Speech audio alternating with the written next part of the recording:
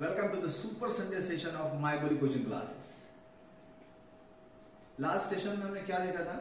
Last session में हमने देखा था parents are the lifetime friends of their children. ये इस विषय पर हमने बात किया था। उस विषय में हमने ये देखा था, वो जो सेशन हमारा हुआ था उस वक्त हमने ये देखा था कि आपको आपकी मानसिकता बदलने की बहुत ज्यादा जरूरत है, अपने बच्चों की तरफ ध्यान देने की जरूरत है, लेकिन बच्चों ने भी क्या करने को होना और आपका भी पार्ट था वो थोड़ा सा आधा रह गया था।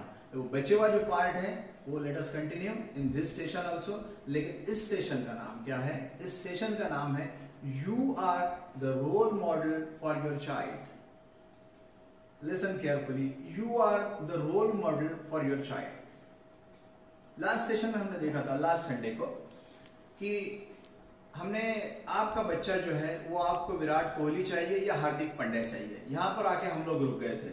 अब एक काम करते हैं, लेकिन मैंने ये पहले ही बताया है, अब आपको नेचुरली ये है कि विराट कोहली ही आपका बच्चा लगेगा, हार्दिक पांड्या नहीं चलेगा। तो उसके लिए, लेकिन बच्चा अगर हमको विराट कोहली चाहिए तो उसके लिए हमको क्या करना पड़ेगा? Naturally parents you please carefully ये जो आज का सेशन है उसको आप सुनिए और आपको क्या कर सकते हैं हम। For parents this is going to be a relearning session. ये सब चीजें आपको मालूम नहीं है ऐसी बात नहीं है, ये सब चीजें आप जानते हैं, लेकिन this is something like relearning. आपके लिए जो चीजें आप सीख चुके हैं लेकिन थोड़ा सा भूल गए हैं, बस वो हम आपको रीलर्न करवा रहे हैं। तो आज का सेशन हम लोग स्टार्ट करते हैं। Parents you are the role model for your child. Fine, अब आपको क्या करने की जरूरत है? The all important thing which you need to do is that please provide your important, your valuable time to your child. इसका मतलब क्या है? हम लोग इतने सालों से यही काम कर रहे हैं, बच्चों के काउंसलिंग, पेरेंट्स को भी बताते हैं, अलग अलग सब्जेक्ट पे बात करते हैं, करियर काउंसलिंग यहाँ होता है। अब मुझे एक बात बता दूं, मुझे बहुत दुख होता है कि पेरेंट्स जो है वो बच्चों को बहुत कम समय देते हैं, वो स्कूल रहने दो या क्लासेस रहने दो। पेरेंट्स, मैंने लास्ट सेशन में भी थोड़ा सा यहाँ ब्रीफ किया था कि पेरेंट्स कब आके यहाँ पर बात करते हैं? बस एक एडमिशन के वक्त और दूसरा फीस भरने के वक्त। क्या आपके पास बस इतना ही समय है हमारे बच्चों को देने के लिए? लास्ट टाइम मैंने बोला था कि फीस भरते वक्त आप फीस जैसी ही देते हो, एक सेंटेंस आपका परमानेंट रहता है कि मेरा बच्चा कैसा कर रहा है। एक्चुअली फीस देते वक्त बच्चों के बारे में पूछना ये बिल्कुल ही गलत है। ये दोनों चीजों का प्लीज कोई भी संबंध मत रखिए, बच्चों को अपने समय दीजिए। अब इंपॉर्टेंट बात यह है कि क्यों समय दीजिए? ठीक है, okay, if you don't have time, अगर आप समझते हैं कि आपके पास में समय नहीं है, मैं बहुत बड़ी पोस्ट पे हूँ, अच्छा जॉब कर रहा हूँ, I am a big professional, I am a successful professional, और मेरे पास समय नहीं है, अब कहां से समय लाएंगे यार? ठीक है, ओके, कोई बात नहीं।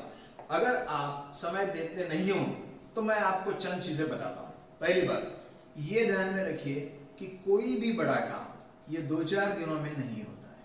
आपको जैसा लगता है कि मैं 2-4 दिन आऊंगा, उसको पूछूंगा, सॉरी, बिल्कुल नहीं होगा।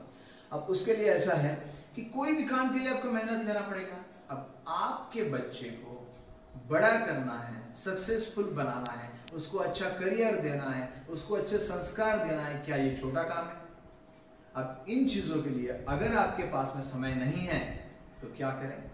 एक छोटा सा उदाहरण देता हूं स्टार्ट में, आपको अच्छा लगेगा। आप कहते हो कि आपके पास में समय नहीं है, फाइन, आई एक्सेप्ट दैट, क्योंकि आप बहुत बिजी हो, आप सक्सेसफुल हो। अब दोस्तों एक बात आपको बताता हूं कि अब किसी व्यक्ति का हम लोग नाम नहीं लेते, भारत में जो सबसे सक्सेसफुल, सबसे the richest person in India, अब उनका नाम बताने की किसी को जरूरत नहीं है। अब ये बात कर रहा हूं मैं लगभग 13-14 साल पहले की। 13-14 साल पहले ये रिचेस्ट पर्सन का जो बच्चा है, अभी तो उसकी शादी वादी हो चुकी है, तो उसका इंटरव्यू मैंने देखा था। अब उस वक्त 13-14, अब ये जो आदमी है हमारा, who is suppose to be the richest in India, ये पिछले 10-15 सालों से एक ही आदमी है जो हमारे इंडिया में नंबर 1 पोजीशन पे चल रहा है।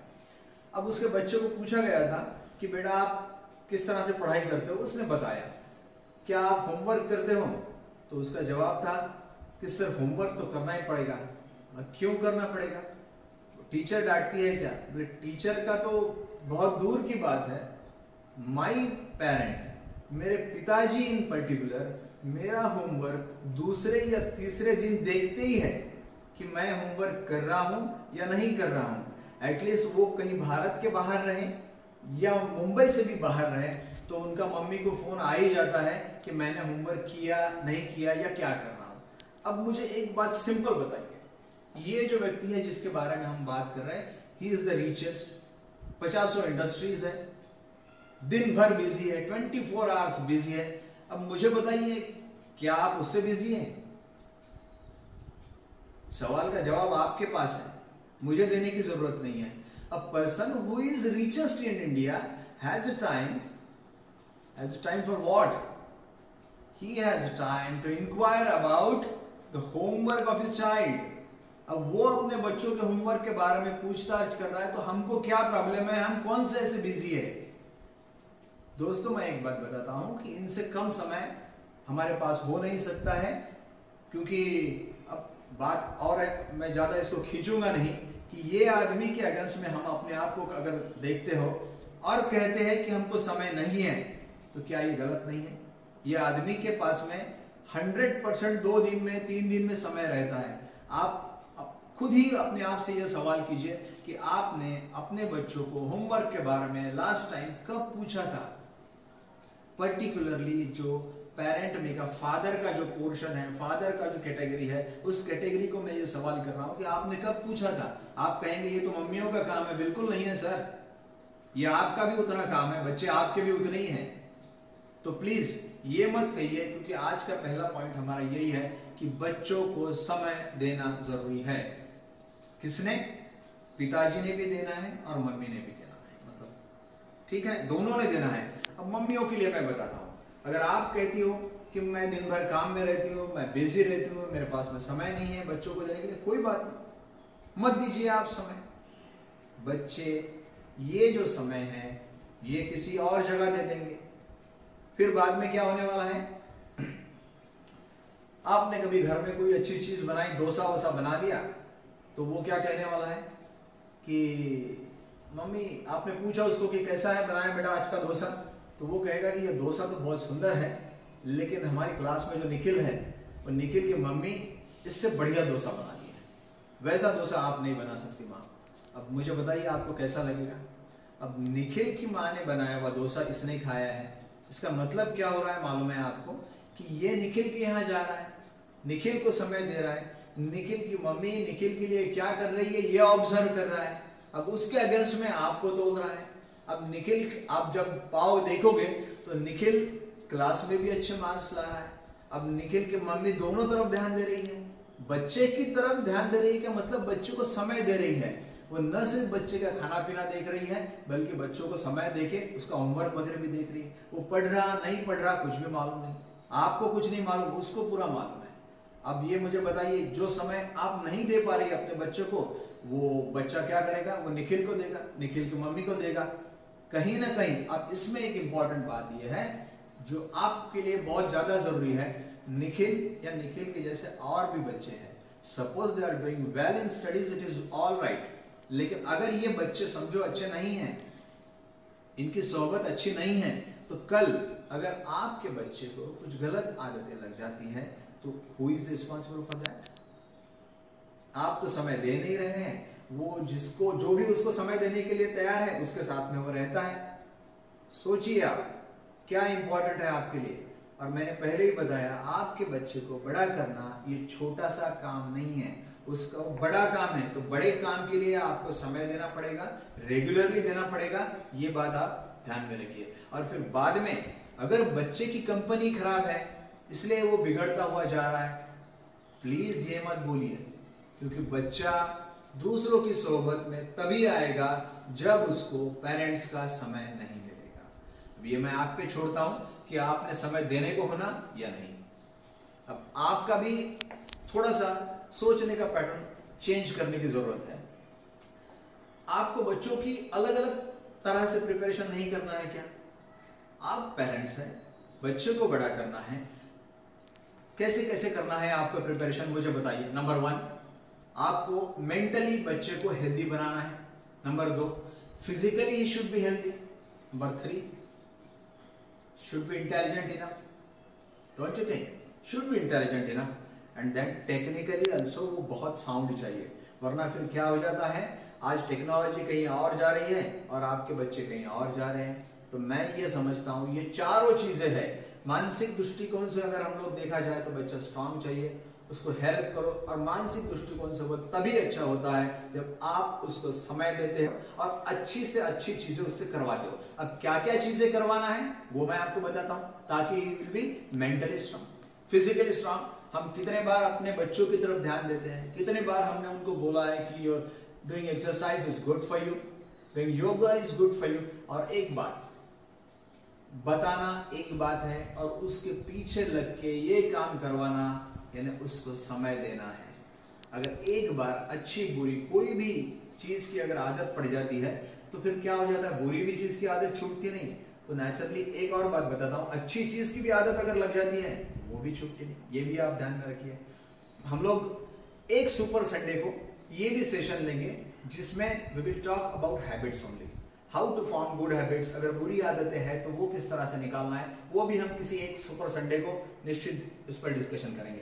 अब बताइए दूसरा, मैंने पहले बोला mentally should be sound, then physically should be sound, ये आपकी ही जिम्मेदारी है।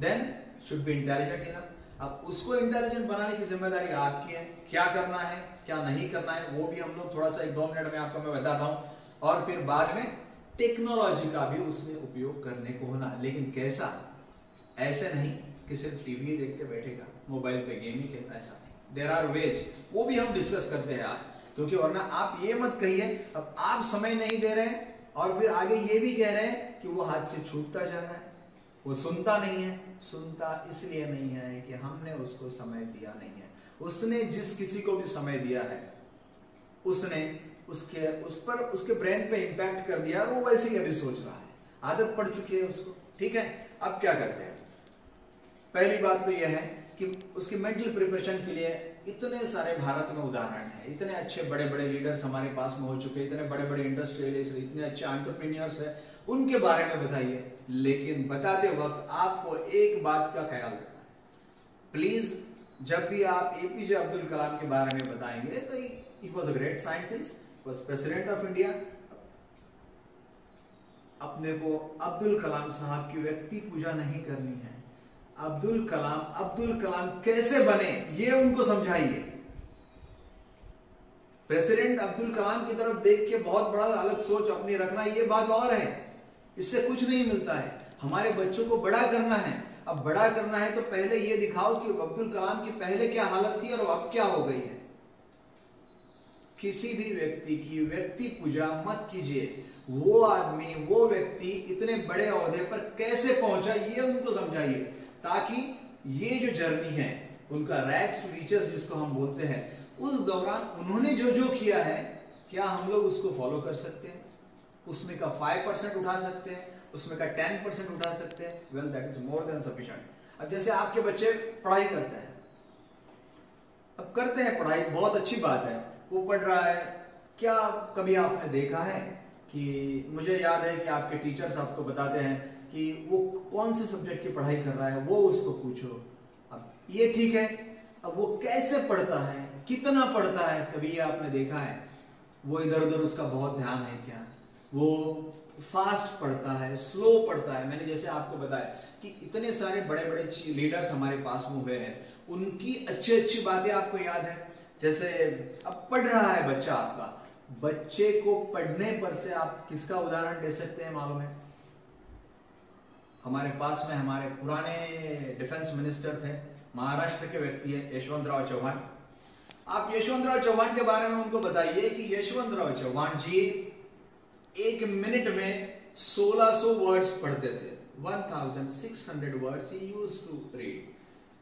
हम कितना पढ़ते हैं? कभी आपने कोशिश किया? जितना फास्ट पढ़ने की, अब कॉन्सेंट्रेट करोगे तो फास्ट पढ़ पाओगे। अगर यशवंतराव चौहान 1600 वर्ड 1 मिनट में पढ़ते थे तो Indira Gandhi was better than him. Indira Gandhi, our former prime minister, she used to read 2000 words per minute. 2000 words पर मिनट कोई मजाक है? अब मुझे बताइए, इतनी टॉप पोस्ट पर क्या ऐसे ही जाते हैं हम लोग? जब तक हमें कोई एक्स्ट्रा ऑर्डिनरी क्वालिटी नहीं है, कैसे जाएंगे? This is one of the 100 qualities which Mrs Indira Gandhi was having. ये एक क्वालिटी है, और भी क्वालिटीज है जिसके बारे में आपको ढूंढना पड़ेगा, पढ़ना पड़ेगा और बच्चों को समझाओ। ये अभी आपका बच्चा स्टूडेंट है तो उसके लिए इतना ही जरूरी है इंदिरा गांधी जी की ये एक ही सफिशिएंट हो जाएगा ये क्वालिटी जानना कि वो 1 मिनट में 2000 वर्ड्स पढ़ती थी। Can we go a step ahead? एक स्टेप हम लोग आगे जाते हैं। अमेरिका के प्रेसिडेंट थे JF कैनेडी।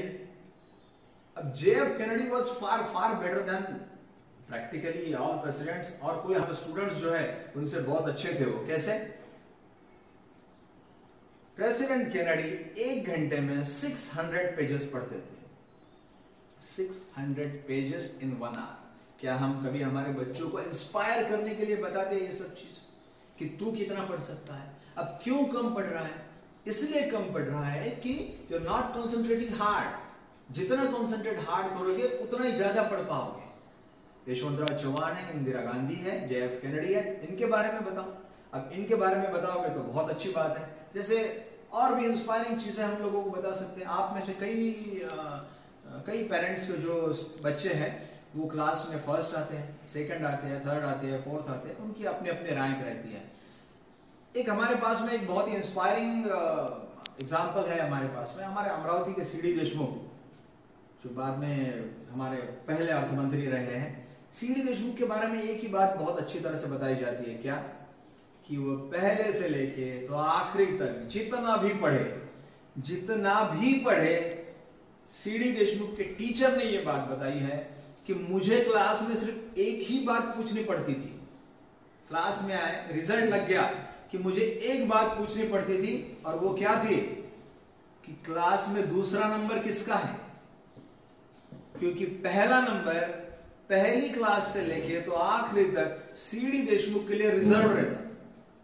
कोई व्यक्ति कभी भी CD देशमुख की क्लास में फर्स्ट आने का कोई चांस नहीं। As long as he was a student, always first. ये सुनते हुए कितना अच्छा लगता था, और टीचर को भी इतना अच्छा लग रहा था कि I used to ask only one thing, who is second. क्या हम हमारे बच्चों को इस तरह की बातें बताते हैं? इससे क्या होता है? मेंटली बच्चा स्ट्रांग होता है। ऑलरेडी ब्रिलियंट बच्चे हैं आपके, थोड़ा सा और सपोर्ट देंगे पेरेंट्स, कितना मजा आएगा। बराबर है? आपके कोई बच्चे बहुत अच्छी तरह से बोल सकते हैं, बहुत अच्छी तरह लिख सकते हैं, क्या हम उनको इंकरेजमेंट दे रहे हैं? पहली बात तो यह है, आपकी भी, मैंने पहले भी बोला था, आपकी भी मानसिकता बदलने की जरूरत है। क्या करोगे?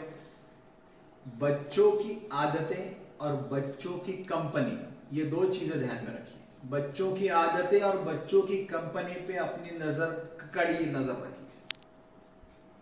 कोई ये बात नहीं है कि उसको बार बार टोकने की जरूरत नहीं है, लेकिन जहां जरूरत पड़े वहां आपने ये बात बताने को होना, और ये बात की इंक्वायरी करने को होना। क्योंकि बाद में जो मैंने बोला है कि सोहबत अगर गलत दोस्तों की पड़ जाती है तो बच्चा बिगड़ जाता है, गलत आदतें पड़ जाती है। You won't be able to do anything afterwards. अब ये बात ध्यान में रखिए, अगर बाद में हम कुछ नहीं कर सकते, जो कुछ भी करना है अभी करना है। दूसरा, दोस्तों, जब भी हम टीवी की बात कर रहे हैं ना, तो हमको एक बात समझने को होना कि आजकल का ये जो यूथ है, आज के जो बच्चे हैं हमारे, ये वो जनरेशन के नहीं है कि जिनको हम ये बता दें कि टीवी देखने से आपकी आंखें खराब हो जाएगी इसलिए टीवी मत देखो। डियर पेरेंट्स, वो इसकी तरफ इतना भी ध्यान नहीं देने वाले। वो चश्मा लगाएंगे लेकिन टीवी देखेंगे। तो इसलिए जरूरी ये है कि इनको किसी और ढंग से आपको समझाना जरूरी है। पहले तो मैंने आपको बताया कि आप टीवी खुद देखना बंद कीजिए। दूसरा, आपके घर में कोई सीनियर्स है तो उनके लिए अलग टीवी की अरेंजमेंट कर दीजिए। अब तीसरी बात यह है कि बच्चों को थोड़ा और अलग ढंग से समझाने की जरूरत है हमारे। वो ये है कि आप किसी भी सक्सेसफुल व्यक्ति जिनको आप टीवी पर देखते हो, क्या कभी आपने उनके इंटरव्यू देखा है?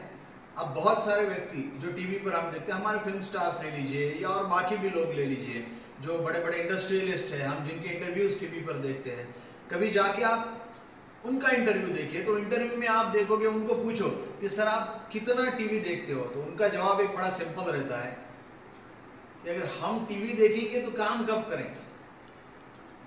हमको टीवी पर आना है, टीवी देखना नहीं है।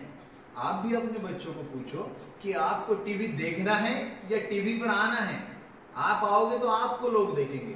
आप किसी भी सक्सेसफुल व्यक्ति से पूछिए, वो यही बोलेगा कि मेरी माँ टीवी देखती है, मेरे पिताजी टीवी देखते हैं, मेरी दादी टीवी देखती है, लेकिन मैं खुद टीवी देखता हूं या देखती हूं, ऐसा कोई भी व्यक्ति बोलता नहीं है।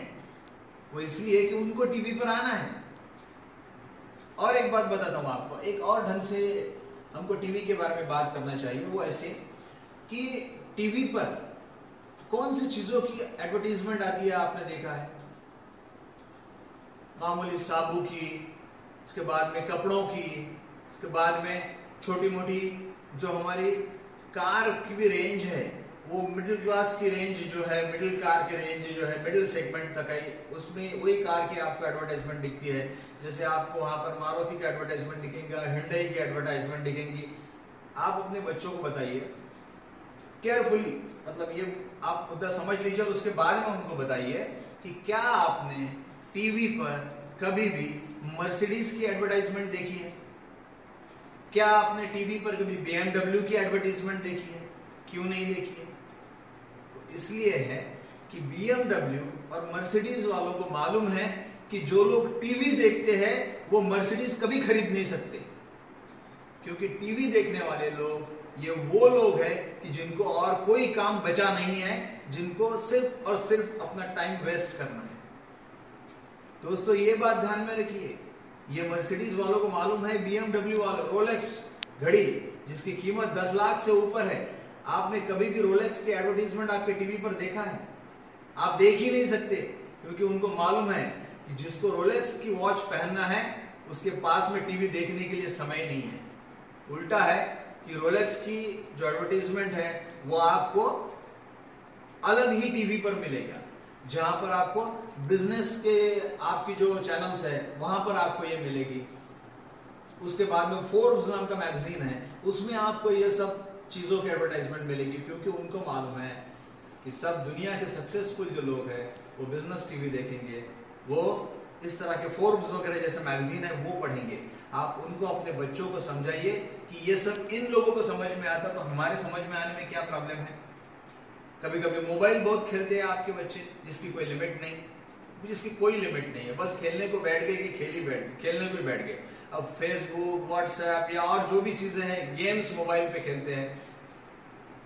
क्या हम अपने बच्चों को कभी ये बताते हैं कि इतना सारा समय मोबाइल खेलने पे बर्बाद कर रहे हो, गेम्स ही खेल रहे हो, उसके बजाय कोई एक आधा मोबाइल का गेम बना क्यों नहीं सकते हो? मोबाइल का एक अच्छा गेम तुम बनाओ और लोगों को खेलने दो, उससे पैसा मिलता है। लोगों ने बनाया हुआ गेम हम खेल रहे हैं, उसमें हमारा समय भी वेस्ट कर रहे हैं, पैसा भी वेस्ट कर रहे हैं, और मिल रहा क्या? तो कुछ भी नहीं। एज अगेंस्ट दैट आप कभी उनको तन्मय बख्शी का उदाहरण दीजिए। Tanmay Bakshi is a 14-year-old kid, Indian kid है, अभी now is settled in Canada, उसके फादर सेटल्ड हुए हैं कनाडा में। आप सिर्फ यूट्यूब पे तन्मय बख्शी, TANMAY BAKSHI, बस इतना दे दीजिए, तन्मय बख्शी के 50 वीडियो वहां मिल जाएंगे। किस चीज पर वो वीडियो है? Artificial intelligence. आर्टिफिशियल इंटेलिजेंस जैसा सब्जेक्ट है, उस पर तन्मय बख्शी को बहुत बढ़िया कमांड है। अब 14 साल के बच्चे को अगर आर्टिफिशियल इंटेलिजेंस पे कमांड है, मिलियंस फॉलोअर है उसके, गूगल और IBM जैसी कंपनी उसके एडवाइसेस लेती है। अब मुझे बताइए, उम्र का कहां सवाल आता है? 14 साल के, 15 साल के, 16 साल के बच्चे आपके हैं और 14 ही साल का तन्मय बख्शी है।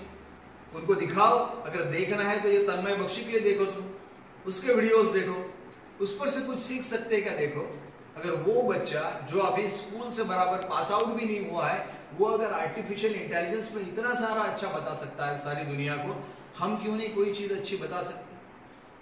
बताने के लिए बहुत कुछ चीजें हैं। तो डियर पेरेंट्स, हम लोग और भी, मतलब आज हम क्या कर रहे हैं कि आपने क्या करने को होना, ये जनरल बता रहा हूं मैं आपको, इससे ज्यादा कुछ नहीं है, सिर्फ ये जनरल है आपको, लेकिन इसके लिए आपकी मेंटालिटी थोड़ी सी चेंज करना पड़ेगा। और मैंने पहले भी कहा है, सबसे इंपॉर्टेंट थिंग इज दैट कि आपको उनको समय देना है। और ये सब चीजें अगर आपको करवाना है तो समय देना पड़ेगा। अगर आप, मैंने पहले ही बताया, समय नहीं देंगे तो वो समय किसी और को दे देंगे। दूसरी बात, क्या आपको जानकारी है कि आपका बच्चा कुछ अच्छा लिख सकता है, कुछ पढ़ सकता है? क्या आप डेली उनको कोई अच्छी चीज की जानकारी देते हैं? जैसे अब खाने के वक्त अगर हम लोग साथ में बैठते हैं, आप जब भी अपनी फैमिली के साथ में, अपने बच्चों के साथ में सुबह से लेकर रात तक बैठते हो, वही तो समय बैठते होंगे, 5 मिनट, 10 मिनट, 20 मिनट। मैंने पहले ही आपको बताया है कि भारत के सबसे रिचेस्ट आदमी के पास में बच्चों के होमवर्क चेक करने के लिए समय है, तो आपके पास में समय नहीं है, ये प्लीज मुझसे बात मत कीजिए। समय होना ही चाहिए। तो जब भी आप अपने बच्चों के साथ में एक साथ बैठोगे तो कोई नई सब्जेक्ट पे बात करते हैं, कोई भी नया सब्जेक्ट। कभी साइंस के बारे में बात करोगे, कभी मैथ्स के बारे में बात करो, कभी पॉलिटिक्स के बारे में बात करो, कभी हिस्ट्री के बारे में बात करो, सिनेमा के बारे में बात करो, जिस किसी के भी बारे में, लेकिन नई नई जानकारी बच्चों को देते रहो। आपको जो जानकारी है वो आप बच्चों को दो। आप कुछ पढ़ोगे तो आपके पास में नई जानकारी रहेगी, बच्चों के साथ में शेयर करोगे तो और भी मजा आएगा। बस मैं इतना ही चाहता हूं कि इस तरह से आप अगर नई नई चीजें शेयर करोगे तो बहुत अच्छा रहेगा। दूसरा, अगर आपको लगता है कि आपका बच्चा किसी एक सब्जेक्ट पे अच्छा लिख सकता है, मेक हिम राइट, थोड़ा इंकरेज करो, लिखने के लिए बोलो। लड़कियां पर्टिकुलरली बहुत अच्छी कविताएं कर सकती हैं, इंकरेज दें, लिखने के लिए बोलो। लड़के अगर किसी चीज पे अच्छा आर्टिकल्स लिख सकते हैं, बिल्कुल लिखने दो उनको, कोई प्रॉब्लम नहीं। उनको इंकरेज करो कि अगर तुमको मोबाइल ही देखना है, इंटरनेट ही करना है, तो अपना ब्लॉग तैयार करो, उस ब्लॉग पे अच्छा आर्टिकल्स लिखो, उस ब्लॉग पे अच्छी पोएम्स लिखो, ताकि आपके साथ में और भी लोग आपका टैलेंट देखें। ये आपको प्लीज ये सब काम करना है। दूसरा, ऐसा जब भी उनके बर्थडेज वगैरह होते हैं, हम क्या करते हैं, होटलों में ले जाते हैं, 1000, 2000, 5000, 10,000, जो भी आपके कैपेसिटी के हिसाब से बिल करना है, वो पार्टी उसी तरह की रहती है। As against that what we gain, क्या मिलता है उससे हमको? प्रैक्टिकली कुछ नहीं। एक दिन का फन है और कुछ नहीं है। उसके अगेंस्ट में वहां पर जितने भी बच्चे बैठे हैं, आपके अगर समझो बर्थडे की पार्टी में कोई बच्चे आते हैं आपके, क्या उनके लिए कोई अच्छे, जिनसे दिमाग को तकलीफ हो, तकलीफ से मेरा मतलब है जिनको इंकरेजमेंट मिले, ऐसे कोई गेम्स हम खेलते हैं। 5-6 गेम्स ऐसे ढूंढ के निकालो, और जब भी पार्टी हो, वो पार्टी में सबके साथ में वो गेम खेलो। आप उनके लिए बोल सकते हो कि अच्छी बाकी सभी कंट्रीज की, मुझे कैपिटल्स का कोई गेम, सब बच्चों को सब बाकी देशों की कैपिटल मालूम है क्या, उनकी करेंसीज मालूम है क्या, बाकी उनके प्राइम मिनिस्टर्स मालूम है क्या, ये सब इतनी सारी चीजें हैं जनरल नॉलेज के बारे में। क्यों नहीं हम ऐसा कुछ वहां पर कोई कंपटीशन रख पाते? बिल्कुल आप पार्टी दीजिए, लेकिन पार्टी के साथ में ये चीज भी रखेंगे तो और मजा आएगा। थोड़ा सा बाकी उसके दोस्त जो है वो भी थोड़ा इंटरेस्ट लेंगे इसमें, और थोड़ा उनको मजा आएगा इन सब चीजों में। दूसरा बात और है, अब घर में रहता है बच्चा, कभी आपने उसको इंकरेज किया है कि किचन में आओ, अगर तुम थोड़ा सा इंटरेस्ट हो, देखो मम्मी तुम्हारी क्या क्या अच्छी चीजें बनाती है, उसमें कि तुम छोटी छोटी चीजें बनाना सीखो। गर्ल्स पर्टिकुलरली तो बना लेती है, मुझे मालूम है, बॉयज को बताओ। अब आजकल के जमाने में आपको मालूम है कि अच्छे 5 स्टार होटल में काम करने वाले शेफ जो है, वो मैक्सिमम जो है वो बॉयज रहते हैं। तो क्यों ना आप अभी से अच्छी चीजें सीखो, पता नहीं कि किसको इंटरेस्ट क्रिएट हो जाए और आगे आपका बच्चा शेफ भी हो सकता है। तो नेचुरली बच्चों को हर छोटी छोटी चीजों में इंटरेस्ट लेने के लिए बोलो, उनको अच्छी किताबें पढ़ने दो। पहले ही बोला है मैंने कि आप जो पार्टी देते हो बर्थडे के लिए, वो पार्टी के साथ में हर बर्थडे को अपने बच्चे को एक उसके पसंद की अच्छी किताब जरूर परचेस करके दो। उससे क्या होगा? उससे यही होगा कि उसको पढ़ने की आदत लगेगी, नए नए और अच्छे राइटर्स के बारे में पढ़ेंगे तो उसके विचारों में डेवलपमेंट होगा। ये please don't forget at all, कभी भी भूलो मत कि उसको उसके बर्थडे के लिए एक किताब प्लीज परचेस करके दीजिए, उसके चॉइस से दीजिए। अच्छी किताबें जैसे आप दे रहे हो, वैसे अच्छे पिक्चर्स हैं, इतने सारे सिनेमे हैं, ऑस्कर अवार्ड विनिंग जो मूवीज है, क्यों ना हम उनको देखने दें। बच्चे किस पर से क्या सीखेंगे हम नहीं बता सकते। They are extremely talented. हमारा काम है कि उनके टैलेंट को बस सपोर्ट करना है और कुछ नहीं। हम 10th में आके फिर बोलते हैं कि सर ये बच्चे का सॉरी, इसका हैंडराइटिंग जो है वो बहुत खराब है। अब 10th में आके हम हैंडराइटिंग पे क्या इंप्रूवमेंट करेंगे मुझे बताइए। तब तक तो आदत पड़ चुकी है, हाथ को भी आदत पड़ चुकी है किस तरह से लिखना बहुत डिफिकल्ट है, इसलिए हैंडराइटिंग वगैरह अगर उनको इंप्रूव कराना है तो इनिशियली करना पड़ेगा अपने को। दूसरा एक और फैंटास्टिक चीज है, that is about time management. अब टाइम मैनेजमेंट जब तक आप उनको सिखाओगे नहीं, उनको नहीं मालूम पड़ेगा। I promise you one thing कि टाइम मैनेजमेंट इस विषय पर एक सुपर संडे का सेशन मैं 100% अपने बच्चों के लिए दूंगा, कि जिसमें स्टूडेंट्स पॉइंट ऑफ व्यू से टाइम मैनेजमेंट किस तरह से करते हैं, क्योंकि वो सब्जेक्ट जो है वो लगभग उस पर हम 40 मिनट बात कर सकते हैं। अब वो सब्जेक्ट के लिए अपने को एक संडे का लेक्चर जरूर रखना पड़ेगा, तो मैं एक सुपर संडे आपके बच्चों के लिए टाइम मैनेजमेंट उनको पढ़ाने के लिए जरूर दूंगा। बस आप अपने हिसाब से जितना पढ़ा सकते हो उतना पढ़िए। टाइम टेबल बनाना अलग बात है, time management is different thing. तो हर अपनी चीज, अपने समय जो है उसका सदुपयोग करना उनको सिखाइए, और वैसा ही अगर वो करते हैं जिस तरह से टाइम टेबल बनाया है उसी तरह से अगर काम रहा तो इससे बढ़कर तो और कोई हो ही नहीं सकता। थोड़ी देर पहले मैंने आपको बताया, मेक इट अ पॉइंट, खाना खाते वक्त या अदरवाइज जब भी हम लोग साथ में बैठते हैं तो हम लोग यानी आप पर्टिकुलरली उसको कोई तो भी नए सब्जेक्ट पे आप उससे बात करेंगे। दिन भर में या कल उसने जो भी अच्छी बातें की है ध्यान में रखना पड़ेगा आपको। यू आर पेरेंट्स, आपका काम है कि बच्चों ने जो भी अच्छी अच्छी चीजें की है जब साथ में बैठते हैं तो सबके सामने एक्नॉलेज करो, उसको अप्रिशिएट करो, कितनी भी छोटी चीज है। लेकिन जब भी अगर तुम दिल से अप्रिशिएट करोगे, दिल से एक्नॉलेज करोगे तो बच्चे को अच्छा लगता है। ये मुझे बताने की जरूरत नहीं है। टीवी का मैंने बोला है आपको कि आपको छोड़ना पड़ेगा। टीवी आप छोड़ोगे तो ही बच्चा छोड़ेगा, अदरवाइज बच्चा छोड़ेगा नहीं। दूसरी, उसका दिमाग जो है वो साइंटिफिक वेज को एक्सेप्ट करे, साइंटिफिक रीजंस जो है वो हर चीज की बात पीछे का समझे, ये बहुत जरूरी है। इसलिए किताबें ही देना है तो आप देखिए, आपने वर्ड एटलास वगैरह मिलता है। वर्ड एटलास में क्या दिया रहता है कि कोई भी चीज अगर दुनिया में हो रही है तो उसके पीछे का साइंटिफिक रीजन क्या है, ये कौन बताएगा। अगर वो वर्ड एटलास जैसी किताबें पढ़ता है तो नेचुरली क्या होने वाला है, एक्साइटमेंट उसको आने वाली है। जब भी कोई भी डिफिकल्ट चीज आपको समझ में आती ना तो आपको उसमें का इंटरेस्ट बढ़ ही जाता है आपका। डियर पेरेंट्स, ये अब तक की जो बातें किया ये मैंने, this was all about the psychological thing, मतलब मानसिक चीजें जो है वो आपने क्या करने को होना ताकि बच्चे, एकदम जनरल चीजें थी ये। अब जनरल चीजों के बाद में अब हम एक नए सेगमेंट की तरफ मुड़ते हैं, वो है that is all about studies. अब किस तरह से पढ़ाई के लिए आप उसको हेल्प कर सकते हैं। हम तो बैठे ही हैं, 100% आपको हेल्प करने के लिए हम लोग बैठे हैं। एक, आप उसको रिवीजन के बारे में बताइए। रिवीजन किस तरह से करते हैं ये अभी एक ध्यान में रखिए कि ये जो सेगमेंट हो रहा है ये this is all about studies. उसके पढ़ाई के बारे में हम लोग अभी बात कर रहे हैं कि आप किस तरह से उसको हेल्प कर सकते हैं।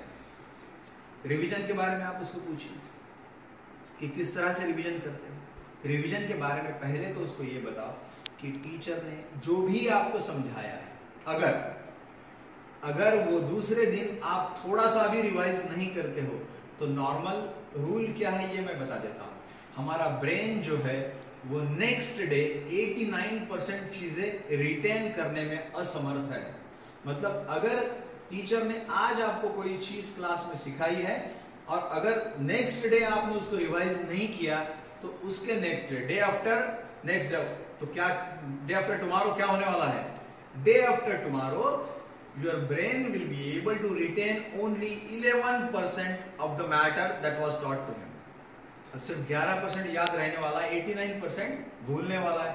तो नेचुरली क्या है कि उसको रिवीजन के बारे में बताइए, उसको एक मेमोरी मैप नाम की कंसेप्ट है। जब भी आप पढ़ोगे तो उसके इंपॉर्टेंट पॉइंट्स निकालिए। इंपॉर्टेंट पॉइंट निकालने से फायदा ये होता है कि आपको हर बार पूरा का पूरा पढ़ने की जरूरत नहीं है, बस आप सिर्फ जितने भी पॉइंट्स है वो पढ़ लीजिए। नेचुरली आपको जो आपने डिटेल में पढ़ा है उसकी तरफ उसका थोड़ा सा आपका रिटेंशन होते रहता है, क्योंकि अगर इसमें की कोई भी चीज आप नहीं करोगे कुछ दिनों के बाद में एक एक परसेंट करते करते हम लोग पूरा भूल जाते हैं। अगर हम 30 दिन में कोई भी सब्जेक्ट की रिवीजन नहीं करते हैं तो हम लोग पूरा का पूरा बोलते हैं। इसलिए revision is the most important thing. उसको बोलिए कि रिवीजन करना ही पड़ेगा, और वो भी with the help of memory map. अगर मेमोरी मैप बनाओगे तो ही आपको कुछ ना कुछ अच्छा कर पाओगे। दूसरा, कभी कभी लेसन पढ़ते हैं बच्चे। लेसन पढ़ते हैं तो क्या करना चाहिए आपको? सिंपल समझो, आपको कोई इंग्लिश का लेसन पढ़ रहे हो या मराठी का लेसन पढ़ रहे हो, लैंग्वेजेस के बारे में, या हिस्ट्री सिविक्स का भी ले लेते, हिस्ट्री का कोई लेसन पढ़ ले। बच्चे को ये बताओ कि पहले क्या करना है, कि पहले क्वेश्चन के पीछे एक्सरसाइज में जो क्वेश्चन दिए है वो क्वेश्चन एक बार देख लो और उसके बाद में लेसन पढ़ो। क्या हो जाएगा कि लेसन तो आप पढ़ोगे ही, साथ में उस क्वेश्चन के आंसर्स कहां पर है वो भी आपको मालूम पड़ेगा। दोनों चीजें आपकी हो जाएगी, पहले क्वेश्चंस और बाद में lesson. This is the pattern. ये पैटर्न से पढ़ोगे तो क्वेश्चन आंसर्स भी रेडी रहेंगे और आपको जनरल पूरा लेसन भी ध्यान में आएगा। तीसरा, एक बात आप ध्यान में रखिए, और ये आपके लिए भी बात है कि सभी टीचर बच्चों को एक साथ और एक जैसा ही पढ़ाते हैं। कभी किसी प्रकार की दुविधा वहां पर आती नहीं है, कोई किसी प्रकार का भेदभाव वहां पर होता नहीं है। ऐसा कभी नहीं होगा कि 5 बच्चों को अलग पढ़ा दिया और 5 बच्चों को अलग पढ़ा दिया। अब 40 बच्चे समझो क्लास में हैं और टीचर एक जैसा पढ़ाती है, तो बच्चों को ये बताओ कि उसको, जिसको मैथ्स में आउट ऑफ मार्क्स मिले हैं, और समझो हमको 50 में से 40 मिले हैं, 50 में से 25 मिले हैं, और उसको 50 में से 50 मिले हैं, the only thing that separates you and that boy is that वो बच्चा फोकस के साथ, उसका दिमाग इधर उधर है नहीं, जो भी टीचर पढ़ा रहा है बस उसकी तरफ पूरा ध्यान है। आपके बच्चे का ध्यान टीचर जो पढ़ा रहा है उसमें 50% है और 50% इधर उधर है। अब मुझे बताइए, तो 50% ही ब्रेन में जाएगा।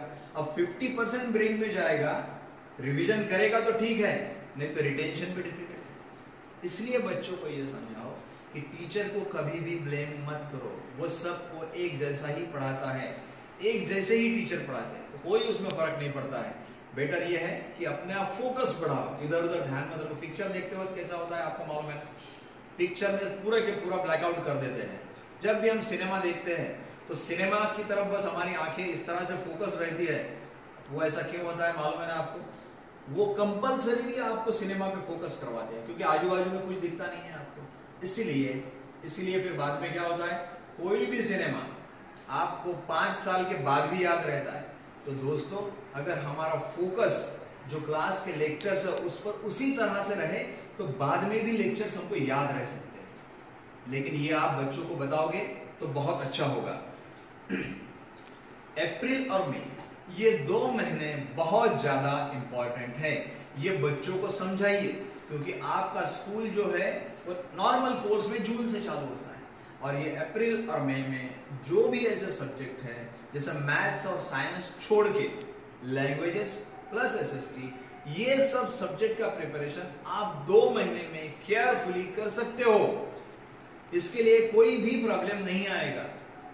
तो ये 2 महीने जो है अप्रैल और मई के, ये बाकी जो मैथ्स और साइंस छोड़ के जो 400 मार्क के सब्जेक्ट है, केयरफुली पढ़िए। और पैटर्न तो मैंने बता दिया, पहले क्वेश्चन आंसर्स, उसके बाद में लेसन। ऐसे ये 2 महीने का उपयोग जो है अप्रैल मई का, please don't waste this 2 months, they are very important to you. ठीक है, उसके बाद में एक और इंपॉर्टेंट बात अपने बच्चों को बता दीजिए, जो बेस है, this is the base of everything, that they should respect there teachers. अब कैसा? अगर टीचर को हम लोग रिस्पेक्ट नहीं देते हैं, मैंने ये देखा है कि टीचर्स को जब बात करते हो सिंगुलर फॉर्म में, वो टीचर आ रहा है या वो टीचर आ रही है, इस तरह से अगर आप अपने टीचर्स को रिस्पेक्ट नहीं देते हो तो नेचुरली उस टीचर से पूरा का पूरा अच्छा नॉलेज लेना आपके लिए डिफिकल्ट है, because that is the base, respect is the base. अगर रिस्पेक्ट है तो आप अपने टीचर्स को, आपका देखने का नजरिया उसकी तरफ अलग हो जाता है और आप उनसे जो भी मिलता है वो ढंग से सीखते। ठीक है, ये जो भी हम आज देख रहे हैं ये किस बारे में है? ये पूरा का पूरा जो चल रहा है ये हमारा स्टडीज के बारे में चल रहा है। आपको ये एडिशनल जानकारी दे रहा हूं मैं। आपके बच्चे किस वक्त पढ़ाई करते हैं ये आप देखते हैं? आपको मालूम है, क्योंकि कौन से वक्त कौन से विषय का पढ़ाई करने को होना ये बहुत इंपॉर्टेंट है। जो भी डिफिकल्ट सब्जेक्ट है बच्चे के लिए, अगर बच्चा आपका बोलता है मुझे ये सब्जेक्ट आता नहीं, तो वो सब्जेक्ट के लिए, वो सब्जेक्ट की पढ़ाई करने के लिए morning time is the best time. कभी भी सुबह ही डिफिकल्ट सब्जेक्ट को हाथ लगाए, क्योंकि आपका ब्रेन भी फ्रेश रहता है। इसलिए जो भी डिफिकल्ट सिचुएशन है, जो भी आपको उसको डिफिकल्टीज आ रही है उस सब्जेक्ट के बारे में, उस पर कोप अप करना, उस पर से सॉल्यूशन निकालना, ये उसके लिए बेस्ट है। डिफिकल्ट सब्जेक्ट के लिए morning time is the best. That is why बच्चा हमारा कब पढ़ाई कर रहा है और कब नहीं कर रहा है ये आप ध्यान रखिए। क्लियर? नेक्स्ट, क्योंकि एक बात और ध्यान रखिए, कोई भी सब्जेक्ट जो है उसका एक स्पेसिफिक टाइम है पढ़ाई करने का। आप बोलेंगे कि मैं दिमाग पूरी तरह थक चुका है मेरा और रात को मैं मैथमेटिक्स लेके बैठा हूं, बॉडी भी थक चुकी है, तो नहीं चलेगा। इसलिए हर सब्जेक्ट का पढ़ने का एक अपना तरीका है। अब पढ़ने का कैसा? कुछ बच्चे जम के पढ़ते हैं, कुछ बच्चे दिल में पढ़ते हैं, और दो में से कौन सी स्टाइल ठीक है? एक्चुअली ऐसा है कि जिसको अब तक क्या हो जाता है कि बच्चे हमारे बड़े हो गए हैं, जो आदत लग गई वो लग गई। कुछ बच्चे हमारे जम के पढ़ते हैं, कुछ बच्चे आराम से पढ़ते हैं, और कुछ बच्चे क्या करते हैं, मन के मन में ही पढ़ते हैं, आवाज कुछ नहीं करते। इसके साथ में एक बात इंपॉर्टेंट है, ये रीडिंग के वक्त जैसा बताया गया आपको, रीडिंग के वक्त भी फोकस रहना बहुत ज्यादा जरूरी है। अब फोकस कैसे रहोगे? बच्चे क्या करते हैं कि पढ़ना चालू कर देते हैं, और जैसे ही पढ़ना चालू कर देते हैं, बाजू के जो जैसे उनके पास में किताब है, अब किताब पढ़ते हुए बाजू का जो बुक है उस पर नजर चली जाती है। कोई मम्मी रूम में आ रही है, पापा रूम में आ रहे हैं, कोई और उधर ध्यान चला जाता है। अब ये क्यों चला जाता है, इसका एक और रीजन, पुराने जमाने में एक पद्धति थी, वो ऐसी थी, एक सिस्टम थी वो, कि जब भी हम लोग पढ़ते थे तो उस वर्ड पे अपने उंगली रख के पढ़ते थे पूरी लाइन। दैट इज कॉल्ड, अभी हम क्या हो गया है, ये जमाने में उसको पावर रीडिंग कहा जाता है। तो बच्चों पावर रीडिंग सिखाइए। पावर रीडिंग का मतलब है बुक की जो लाइन तुम पढ़ रहे हो उस लाइन पे अपनी उंगली रखो और सीधे आगे ले जाओ। इससे एक ही होता है कि जो तुम पढ़ रहे हो आंखें बस वहीं पर रहती है जहां पर तुम्हारी उंगली है। फिर मम्मी आ रही कि पापा जा रहे या और कहीं कुछ कोई किताब रखी है, इस पर ध्यान जाता नहीं है। So power reading is the most important thing while reading. Please ये बात ध्यान में रखिए। नोट्स आप निकाल रहे हो, किस तरह से नोट्स निकाल रहे हो? रेडीमेड नोट्स पे डिपेंड मत कीजिए, अपनी नोट्स खुद बनाइए। समय लगता है लेकिन अपनी बनाई हुई notes they are always better than the readymade notes. Readymade notes पे प्लीज प्लीज प्लीज डिपेंड मत कीजिए। कहां पढ़ रहा है? पढ़ाई करने की जगह ये उतनी ही इंपॉर्टेंट है। आप देखिए कि उस रूम में एक की बजाय दो लाइट्स हैं, दो ट्यूबलाइट लगे हैं, या आपने जो भी लाइट्स लगाए हैं CFL वगैरह, एक की बजाय दो लगाइए। दो लगने से एक होता है कि उसकी शैडो जो है वो मिनिमम रहती है या आती ही नहीं है, वरना फिर बच्चों का हमारे समझ में नहीं आता कि क्या करें क्या ना करें। तो बेटर ये है कि बच्चों के रूम जहां पर वो पढ़ रहे हैं वहां पर दो लाइट्स है, इतना आपको इंश्योर करना है। ये समझाइए कि हमारा ब्रेन जो है वो 1 घंटा या 1.25 घंटा पकड़ लीजिए, मतलब 60 मिनट्स टू 75 मिनट्स, इससे ज्यादा समय अगर हम पढ़ाई करते रहे तो रिटेंशन कैपेसिटी उसकी धीरे धीरे डिक्लाइन करती है। तो इसलिए जब भी टॉप पर रहोगे, टॉप पर कब तक रह सकते हो तुम? Maximum 75 minutes. तो 75 मिनट्स के बाद में at least a break of 1 hour is necessary. जब तक 1 घंटे का हम ब्रेक लेते नहीं है तब तक फिर से पढ़ना। आप पढ़िए ना, 2 घंटे पढ़िए, 3 घंटे पढ़िए, 4 घंटे पढ़िए, लेकिन बाद में आपको लगता है, मालूम पड़ता है कि जो रिटेंशन लेवल हमारी इनिशियली थी घंटा सवा घंटा में, वो बाद में नहीं रही। तो नेचुरली अगर टॉप लेवल पे पढ़ना चाहते हो, इससे क्या होगा, 4-5 घंटे पढ़ोगे तुम, 4-5 घंटे ब्रेक लेंगे, लेकिन वो 5 घंटे जो पढ़ोगे टॉप लेवल पे पढ़ोगे। रिटेंशन का लेवल बहुत हाई रहेगा, कंसंट्रेशन हाई रहेगा। तो इसलिए एक बात ध्यान में रखिए कि ब्रेक्स लेना बहुत जरूरी है after a period of 75 minutes. कितने बजे बच्चे उठते हैं, कितने बजे सोते हैं, ये इंपॉर्टेंट है। पर्टिकुलरली जो बच्चों को सुनकर हंसी आती है कि बच्चे हमारे 10 बजे रात को सो जाते हैं और जिनकी स्कूल दोपहर को है, मतलब 11 बजे, 11:30 बजे, 11 से 5, 12 से 5, वो 8 बजे 9 बजे उठते हैं। ये कहाँ का जस्टिफिकेशन? बच्चों को आपके maximum 6 hour sleep is sufficient, in fact it is more than sufficient. 6 घंटे से ज्यादा बिल्कुल नींद नहीं चाहिए। बोलिए उनको कि आपको 10:30 से 11 के बीच में सोना है और सुबह 5 बजे उठना है, यही पैटर्न, और कोई पैटर्न की जरूरत नहीं है। मैं टाइम मैनेजमेंट का जब सेशन लूंगा उसमें और इस पर डिटेलिंग करेंगे हम, ठीक है? ये बात आपको ध्यान में रखना है। पहले से ही बच्चों को प्रेशराइज प्लीज मत कीजिए, मेरा बच्चा ये बनने वाला है, मेरा बच्चा वो बनने वाला है। क्या आप जानते हो कि हर साल बच्चे को जैसा जैसा नॉलेज का लेवल अप होते जाता है तो उसकी आइडियाज डेवलप होती है और उसको मालूम पड़ता है कि मैं इनिशियली जो कुछ बनने वाला था अभी उस बनने में कोई इंटरेस्ट नहीं है। आप जानते हो कि आपके प्रेशराइजेशन की वजह से बच्चे अगर कुछ बनते हैं, मैं पहले ही रिपीट करता हूं, पहले ही बोलता हूं कि बच्चे आपके ब्रिलियंट है, आप जो भी बोलेंगे वो करेंगे। आपने बोला कि आपको इंजीनियर बनना है, वो बनेगा। आपने बोला डॉक्टर बनना है, बनेगा। बाद में क्या? मैंने मेरे ऐसे कई मित्र देखे, मैंने बताया है आपको कि जिनके नाम के पीछे एमडी लगा है, एमएस लगा है, लेकिन अब वो बोलते हैं कि मुझे डॉक्टर बनने में इंटरेस्ट नहीं था, पेरेंट्स पीछे लगे इसलिए मुझे डॉक्टर बनना पड़ा। अब क्या है? एमडी एमएस हो चुके हैं लेकिन इंटरेस्ट नहीं है। अब आपकी उम्र 40-45 की हो चुकी है, कोई मजा नहीं आ रहा है। यू वेर ब्रिलियंट, इसलिए आपको एमडी एमएस तक जाने में कोई तकलीफ नहीं। तो ध्यान ये रखिए कि बच्चे हमारे ब्रिलियंट हैं, उनकी पसंद देखिए। वो तो कोई भी एग्जाम पास कर लेंगे, इसका मतलब उनको कुछ भी बनाइए ऐसा तो नहीं है ना।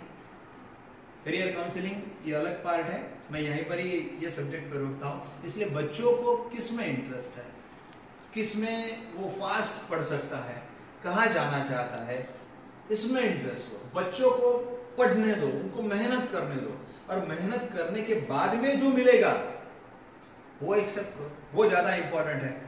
अब एक इंपॉर्टेंट बात आपके लिए, ये पढ़ाई के बारे में मैंने बताया, अब क्या है? अब मैं वो चीजें आपको बताने वाला हूं जो आपको नहीं करना है। मैं रिपीट करता हूं, मैं अभी आपको वो चीजें बताने वाला हूं कि जो आपको नहीं करना है। Number 1, unnecessary time WhatsApp, Facebook और नेट पे नहीं आपका स्पेंड करना है, क्योंकि वहां पर जितना आप समय देंगे उतना समय अपने बच्चों को आप कम दे रहे हैं। दूसरी बात, आपके बच्चे 9th और 10th में हैं, इंपॉर्टेंस समझिए, और शादियां और बाकी अननेसेसरी फंक्शंस जो है वो अटेंड करना प्लीज बंद कर दीजिए। If at all it is very important, तो बच्चों को अगर आप छोड़ सकते हो घर पे किसी के साथ में तो उसको रहने दो, आप जाइए, बहुत ज्यादा जरूरी है तो। क्योंकि क्या है, मेरे 3 सवाल है, ये 3 सवालों के जवाब दे दो और उसके बाद में स्पेशल क्वेश्चंस फॉर पेरेंट। पहली बात, हम बच्चों को भी यही सवाल करते हैं, बच्चों को हम ये सवाल करते हैं। पहला सवाल, आप जिसकी शादी में जा रहे हो वो शादी आपको पूछ के तय हुई है क्या? नहीं। अब अगर नहीं हुई है तो नेचुरली दूसरा सवाल, क्या आप वहां नहीं जाओगे तो क्या शादी रुकने वाली है? वैसे भी कोई बात नहीं है, आपको पूछ के तय नहीं हुई थी। दूसरी बात, नहीं जाओगे तो शादी तो होने ही वाली है। तीसरी बात, आपके शादी में जाने की वजह से जो भी आपका नुकसान होने वाला है, 4 दिन 5 दिन की क्लासेस जो डूबने वाली है, वो शादी वाले लोग भर के देने वाले हैं या आपके पेरेंट्स भर के देने वाले हैं? नहीं। तो फिर व्हाई आर यू गोइंग? क्यों जा रहे हो? बिल्कुल जाओ मत। बच्चे आपके 9th और 10th में हैं, इंपॉर्टेंस समझिए और उसके बाद में जो जरूरी है वो कीजिए। ये चीजें आपको नहीं करना है, मतलब नहीं करना है। अगर जरूरी नहीं है तो नहीं जाना है आपको। ये 3 सवालों के जवाब दीजिए और उसके बाद में बच्चों के ले जाना। या फिर ऐसा ही रहता है कि बहुत दिनों से किसी से मिले नहीं है, चलो मिलने के लिए।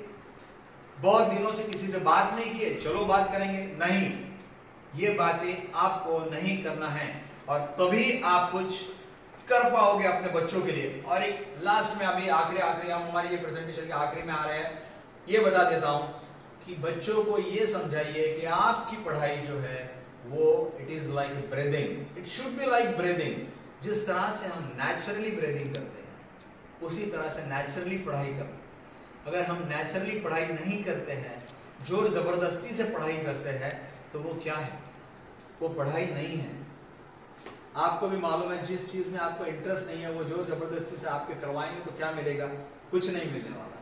इसलिए अगर आप जोर जबरदस्ती से उससे पढ़ाई करवाएंगे, क्या मिलने वाला है?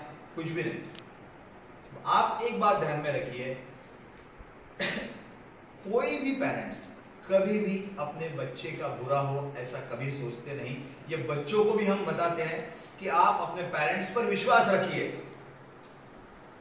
बहुत ज्यादा देर तक इधर उधर की बातें हो गई हैं, जिसको हम बोलते हैं कि बहुत ज्यादा आर्गुमेंट्स हो गए हैं। अब हम क्या करते हैं कि बच्चों के साथ में थोड़ा समय देते हैं, उनके साथ में अच्छी बातें करते हैं, अच्छा कम्युनिकेट करते हैं। तो इसलिए डियर पेरेंट्स, अभी उठे, अभी आपको सब समझ में आ गया कि साइंटिफिकली क्या क्या जरूरी है, पढ़ाई किस तरह से करना है, मानसिक दृष्टि से आपको क्या क्या करना है, बच्चों में किस तरह से चेंजेस लाना है। और दोस्तों, आज का जो हमारा प्रेजेंटेशन था, ये प्रेजेंटेशन का सब्जेक्ट मैं आपके लिए रिपीट करता हूं कि parents, you are the role model for your child. इसलिए आप जिस तरह से रहोगे उसी तरह से आपके बच्चे रहने वाले। इसलिए चलिए उठिए और बढ़िया से काम पे लग जाइए। क्या, कौन सा काम? आपका पेरेंटहुड एंजॉय कीजिए। That is because you are the role model for your child. ये आज का सुपर संडे जो है हम यहीं समाप्त करते हैं। अगला जो सुपर संडे रहेगा उस पर आपके बच्चों के लिए कोई एक नया सा सब्जेक्ट लेकर मैं फिर से आ जाऊंगा। तब तक bye bye. Thank you very much.